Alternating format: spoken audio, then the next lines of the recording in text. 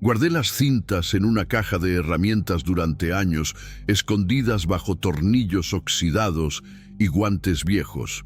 Quienquiera que abriera eso vería a un guardia de seguridad retirado tratando de sobrevivir.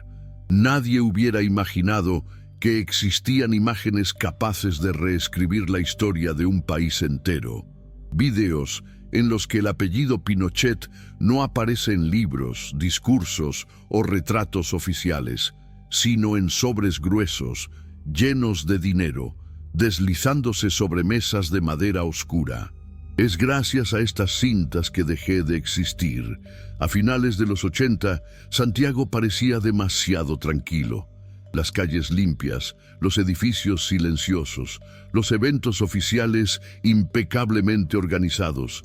Yo era parte del equipo de seguridad responsable de asegurarse de que todo siguiera así. No éramos ni soldados ni políticos. Éramos hombres entrenados para no pensar más allá de la siguiente orden. Mi papel era proteger, observar, reaccionar si algo se salía de control. Durante mucho tiempo creí que esto era suficiente para mantener mi conciencia en paz. El primer pago llegó antes del primer pedido. Me llamó un coordinador fuera de horario, en una oficina que no constaba en ningún registro. Habló de estabilidad, de riesgos innecesarios, de cómo era necesario contener a ciertas personas antes de que causaran problemas mayores. Luego colocó un sobre la mesa. Dentro, suficiente dinero para cambiar mi vida. Cuando dudé, se limitó a decir un apellido, casi en un susurro, como si el aire mismo pudiera oírlo. Pinochet. Esa no fue una amenaza directa, era una certeza. Con ese nombre detrás, nadie caería. Acepté. No porque fuera ambicioso, sino porque entendí que negarse no significaba salir ileso. A partir de entonces, los pedidos empezaron a llegar fragmentados. Un retraso calculado aquí, una puerta abierta allá, un informe que nunca debería escribirse. Todo parecía demasiado pequeño para llamarlo traición. Así lo hicieron. Convirtieron el crimen en una rutina. Meses después, surgieron las cintas. Uno de los hombres que intermediaba en los pagos tenía la extraña costumbre de grabar las reuniones.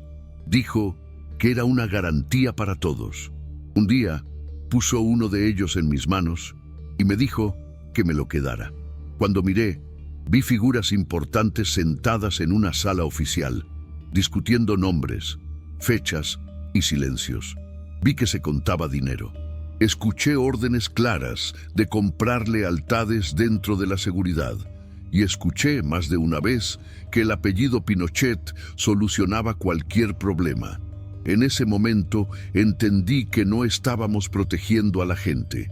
Estábamos preparando las ausencias. Después de esa cinta, nada volvió a ser sencillo. Seguí yendo a los mismos edificios, usando el mismo traje oscuro, pasando por los mismos detectores de metales, pero algo se había roto en el interior. Cada pasillo parecía más estrecho, cada puerta es más pesada. Ya no era solo un guardia de seguridad que seguía órdenes, yo era alguien que sabía demasiado. Las reuniones comenzaron a multiplicarse. No fueron reuniones oficiales, no estaban en calendarios, no dejaron rastro. Tuvieron lugar en departamentos prestados, en oficinas vacías, fuera de horario, en quintas en las afueras de Santiago. Siempre los mismos rostros, siempre el mismo tono bajo, siempre el mismo apellido apareciendo como sello de garantía. Pinochet no necesitaba estar presente. Bastaba con ser mencionado para que todos entendieran quién mandaba y hasta dónde podían llegar. Los pagos se han vuelto regulares, nunca por transferencia, nunca por banco, siempre en efectivo, entregados en simples sobres o bolsas, como si fueran objetos banales. Aprendí a no decírselo a la gente delante de nadie, a no reaccionar, a no mostrar sorpresa. Aprendí que el dinero no solo compra silencio, sino que también tiempo. Es hora de que las cosas sucedan sin resistencia, Fue durante este periodo que empezaron a hablar abiertamente de un hombre en concreto. No usaban su nombre con frecuencia, pero cuando lo hacían, siempre iba acompañado de expresiones como problema, riesgo, desgaste internacional. Dijeron que hablaba demasiado, que insistía en cuestionar los contratos, que mantenía contactos inconvenientes. Dijeron que no era necesario eliminarlo, solo sacarlo de circulación. La palabra desaparecer aparecía en las conversaciones como algo técnico, casi administrativo. Mi papel, dijeron, sería simple. En el día adecuado, debo asegurarme de que el equipo se reduzca, que no se aplicaron ciertos protocolos, que el desplazamiento se produjo sin registros completos. No fue violencia directa, insistieron. Se trataba de logística. Deja que otros hagan el resto. Las cintas seguían llegando. Algunos ni siquiera quería verlos, pero los vi de todos modos. Vi reuniones donde los hombres discutían cómo reaccionaría la prensa, cómo las organizaciones internacionales harían preguntas y por cuánto tiempo. Vi estrategias para desviar la atención, crear versiones alternativas, sembrar rumores. En uno de ellos alguien decía que Chile necesitaba pasar página, cueste lo que cueste. En otro, alguien recordaba que el apellido Pinochet todavía era respetado, temido y útil. Empecé a guardar todo, no por coraje, sino por instinto. Algo en mí decía que esas imágenes podrían ser la única moneda para sobrevivir si todo salía mal. Escondió las cintas en diferentes lugares, nunca todas juntas. Uno estaba en casa, otro en el trabajo, otro enterrado dentro de una bolsa de plástico en el jardín de un pariente lejano. Cada vez que los escondía, sentía como si estuviera cavando mi propia tumba y al mismo tiempo abriendo una salida. El día de la desaparición llegó sin previo aviso. Ninguna advertencia, ninguna señal clara. Solo un cambio sutil en el aire. Las miradas eran más tensas, los pedidos son más cortos. Me asignaron a un turno secundario, alejado del centro de la operación, exactamente como lo habían planeado. Vi al hombre entrar al edificio por la mañana. Estaba tranquilo, confiado, sin saber que esa sería la última vez que cruzaría esa puerta siendo alguien libre. Horas más tarde, recibimos la orden de terminar el día antes de tiempo. Dijeron que ya no era necesario mantener una seguridad total. Nadie lo cuestionó. Nadie cuestionó jamás cuando se trataba del apellido correcto. Regresé a casa con un peso en el pecho que no podía nombrar. Encendí la radio, sin noticias. Al día siguiente comenzaron los rumores. Viaje repentino, baja por enfermedad, asunto personal. La semana siguiente su nombre desapareció de los documentos oficiales. Se quitaron fotografías de las paredes. Se ordenó a los secretarios que no hicieran comentarios. La máquina funcionó con una eficiencia aterradora. Y nosotros, que habíamos hecho pequeñas concesiones, éramos cómplices de algo mucho más grande de lo que imaginábamos. Fue entonces cuando el nuestro empezó a desaparecer. Un guardia de seguridad fue trasladado al sur y nunca más se lo volvió a ver. Otro despidió sin explicación. Un tercero fue encontrado muerto en un presunto accidente de tránsito. El mensaje era claro. Quienes participaban no podían convertirse en un problema más adelante. Las cintas, que alguna vez fueron una garantía, se convirtieron en una sentencia si eran descubiertas. Dormí poco. Cualquier ruido me haría saltar de la cama. Empecé a evitar los lugares públicos, cambiar rutinas, observar caras desconocidas con recelo. Sabía que si alguien sospechaba lo que guardaba, yo sería el próximo en desaparecer. Fue en este estado que tomé la decisión de desaparecer por mi cuenta. Planeé todo en silencio. Vendí lo que pude, quemé papeles. Destruí todo lo que vinculara mi nombre con esos edificios. La mañana que me fui, solo llevé una pequeña maleta y las cintas más importantes. El resto quedó atrás. como si abandonara una vida a la que nunca podría regresar. Durante los primeros años, fuera de Santiago, viví como un animal acorralado. Trabajos temporales, pueblos pequeños, identidades prestadas. Nunca permanecía demasiado tiempo en el mismo lugar. Siempre atento a las noticias, siempre esperando que alguien finalmente decida hablar. Pero nadie habló. El país cambió de rostro, de discurso, de bandera, pero no de memoria. El apellido Pinochet siguió flotando sobre todo, ahora como una herencia, como una sombra, como algo que muchos preferían no tocar. Las cintas envejecieron conmigo. El plástico se gastó. Los colores perdieron definición, pero las voces permanecieron claras. A veces los miraba solo para recordarme a mí mismo que no lo había inventado todo, para confirmar que realmente había sucedido, que no estaba loco. En una de ellas alguien dice que la historia la escriben los que quedan. En otra, alguien se ríe mientras dice que nadie buscará un guardia de seguridad cuando todo termine. Tenían razón en casi todo. Casi nadie vino a verme. Casi nadie preguntó. Pero se equivocaron en una cosa. El silencio no borra la evidencia. Simplemente los esconde por un tiempo. Con el paso de los años comencé a notar pequeñas grietas. Un periodista que hace demasiadas preguntas. Un documento filtrado por aquí. Una entrevista incómoda por allá. Nada que apuntara directamente a lo que sabía, pero sí lo suficiente como para hacerme entender que la verdad no había muerto por completo. Ella solo estaba esperando el momento adecuado para reaparecer. Fue en este contexto que decidí que ya no podía cargarlo solo. No fue arrepentimiento, fue cansancio. Cansancio de huir, de mentir, de vivir al margen mientras los responsables seguían con sus vidas, amparados en cargos, apellidos y viejos acuerdos.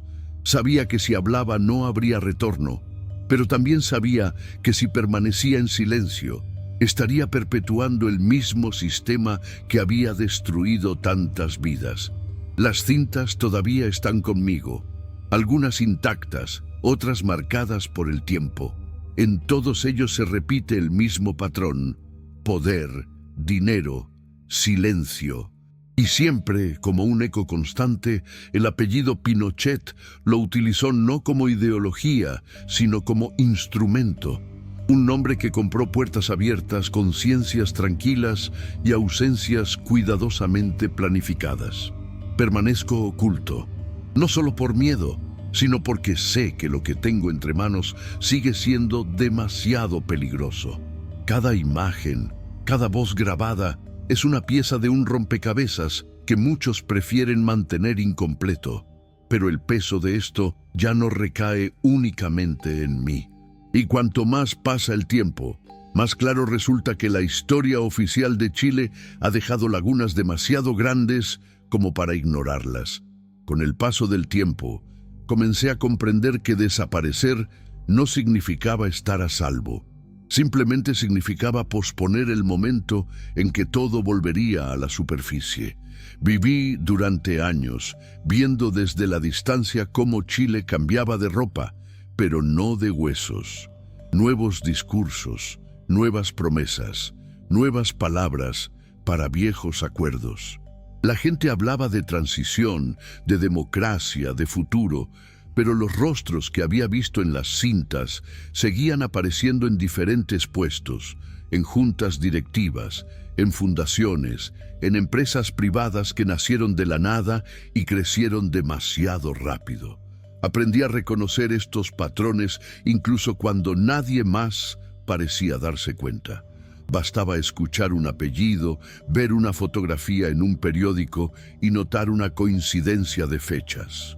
Era como si tuviera acceso a un mapa subterráneo del poder, un dibujo invisible que explicaba por qué ciertas investigaciones nunca avanzaban y por qué ciertos nombres nunca aparecían donde debían. Las cintas se convirtieron en una obsesión silenciosa. Ya no miraba por miedo o curiosidad, sino por necesidad. Necesitaba mantener todo fresco en mi memoria, como quien repite una dirección para no olvidarla. En uno de ellos, grabado meses antes de la desaparición, un hombre pregunta si el equipo de seguridad está alineado. Otro responde que sí, que ya se habían hecho los ajustes necesarios. Entonces, alguien comenta que siempre existe el riesgo de que haya un eslabón débil. La respuesta llega rápidamente. A todo el mundo le basta con el precio o el miedo. Después de eso, risas bajas. Risas de quienes nunca creyeron que pagarían por nada. Hubo una cinta específica que me marcó más que las demás. En él, la conversación no versó sobre logística o pagos, sino sobre narrativa. Hablaron de cómo recordaría el país esos años, de qué versiones sobrevivirían. Uno de los hombres dijo que lo importante no era borrar los hechos, sino hacerlos demasiado confusos para que a nadie le importara. Alguien estuvo de acuerdo y añadió que, con el tiempo, incluso las víctimas se sienten incómodas. El apellido Pinochet aparece en medio de la conversación como un recordatorio de autoridad, como diciendo que había funcionado antes y volvería a funcionar. Estas palabras han resonado en mí durante décadas. Intenté seguir adelante. Intenté construir una vida pequeña, discreta, sin raíces profundas. Trabajé como vigilante nocturno, conductor, ayudante de almacén. En cada trabajo mantenía la cabeza gacha y las manos ocupadas. No hizo preguntas, no creó vínculos. Pero el pasado no respeta este tipo de esfuerzos. Se infiltra en los detalles más banales, en un plató de televisión, en un bar cualquiera, en una entrevista casual, en un reportaje especial sobre los años que todos decían querer superar. Fue en una de esas noches, sentado frente a un viejo televisor, que escuché por primera vez mencionar nuevamente el nombre del desaparecido. No como noticia principal, no como informe, sino como nota a pie de página en un informe sobre archivos desclasificados. El periodista habló rápido, casi sin darle importancia, pero fue suficiente. Mi corazón se aceleró. Fui a casa y saqué las cintas de mi escondite. Pasé horas mirando, comparando fechas, escuchando voces. Todo encaja. Entonces me di cuenta de que el silencio no había sido completo. Hubo fisuras, personas demasiado jóvenes para haber participado directamente, pero lo suficientemente curiosas como para preguntar, documentos olvidados en cajas. Los testigos indirectos empiezan a envejecer y perder el miedo. El problema era que nadie tenía el panorama completo. Cada uno sostenía un fragmento, sin saber cómo juntarlos. Tenía algo diferente. Tenía pruebas del vínculo entre seguridad y poder. Evidencia de que el apellido Pinochet no era solo una memoria histórica, sino una herramienta activa, utilizada para comprar acciones concretas, para garantizar que las órdenes se cumplieran sin resistencia. Tenía registros de pagos, de reuniones, de decisiones tomadas con la frialdad de quienes creen que el país es propiedad privada. Este conocimiento empezó a pesar sobre mí de una manera nueva. Ya no era solo miedo a morir. Era el peso de saber que, mientras me escondía, la versión oficial permanecía intacta. La historia enseñaba, repetía, celebraba, ignoraba deliberadamente a quienes habían sido apartados del camino. Yo fui parte de ese borrado, no por acción directa, sino por omisión prolongada. Me acordé de uno de los hombres del equipo, un tipo tranquilo que nunca aceptaba dinero sin quejarse. Una vez me había dicho que todo terminaría mal, que nadie sale ileso de acuerdos hechos en la sombra. Poco después lo trasladaron a un puesto irrelevante y nunca más lo volví a ver. No sé si está vivo, no sé si se escapó como yo o si pagó un precio más alto. El sistema no deja recibos. Empecé a escribir, no para publicar, sino para organizar. Fechas, nombres incompletos, lugares, valores. Cada detalle ayudó a darle forma a lo que antes parecía solo un montón de recuerdos.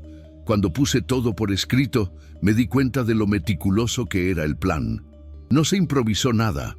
Siempre hubo una capa de protección, un intermediario, una excusa plausible y, en el centro, la idea de que determinadas familias, determinados apellidos, estaban por encima de cualquier cuestión.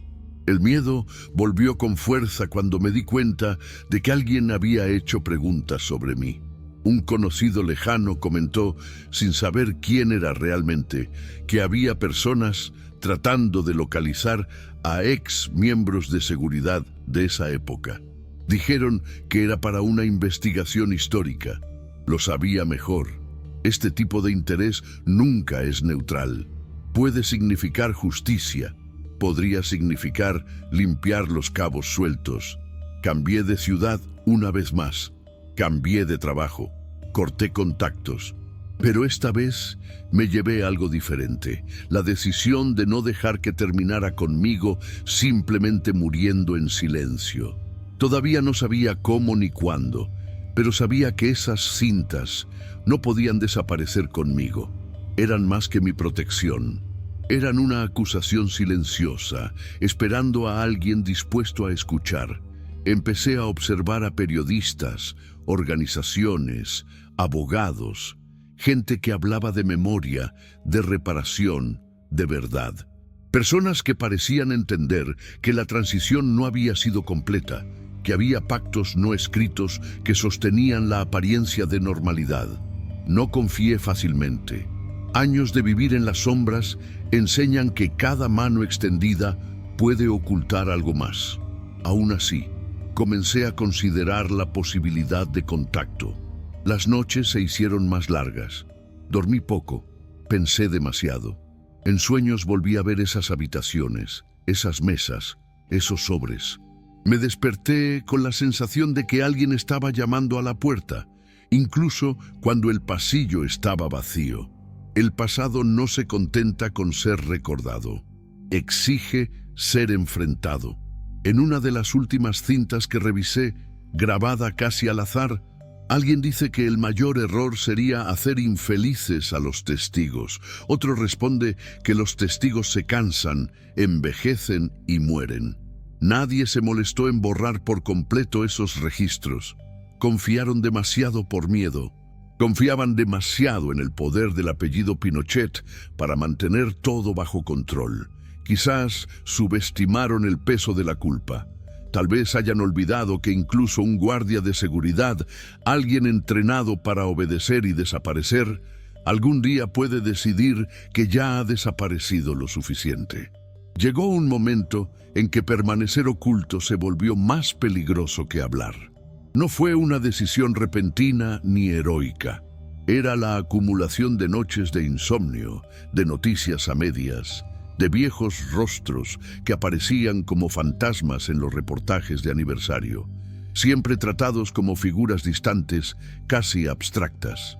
Mientras tanto, los desaparecidos seguían desaparecidos, los cómplices envejecían en un cómodo silencio y el apellido Pinochet seguía intacto, flotando entre la historia oficial y lo que nunca se contó. Sabía que si hablaba no habría negociación posible. No hubo una versión blanda, ni una confesión controlada. Lo que tenía en mis manos no era solo un recuerdo, era un disco, voces, imágenes, fechas, evidencia de que la seguridad del Estado había sido utilizada como herramienta para ejecutar decisiones políticas fuera del foco de atención.